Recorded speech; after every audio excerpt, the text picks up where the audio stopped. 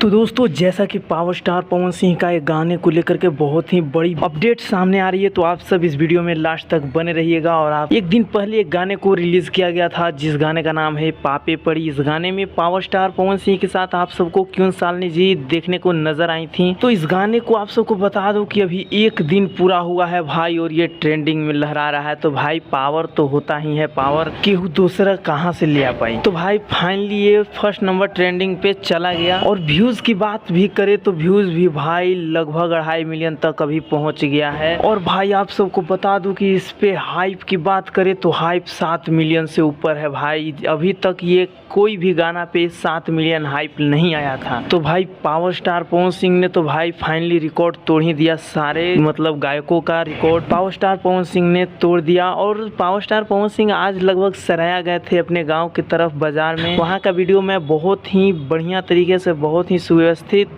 अपने चैनल पे लाऊंगा। तो आप सब उस वीडियो को जरूर देखिएगा। थोड़ी ही देर में उस वीडियो को भी लेकर के अपने चैनल पे आऊंगा। वैसे जब आप सब देख रहे हैं तो इस पे हाइप कितना है और भाई व्यूज कितना है, जरूर कमेंट में बता दीजिएगा। और ये वीडियो अगर अच्छा लगा हो तो वीडियो को लाइक करके शेयर करना ना भूले। धन्यवाद दोस्तों, मिलते हैं नेक्स्ट अपडेट के साथ और काफी बवाल अपडेट के साथ।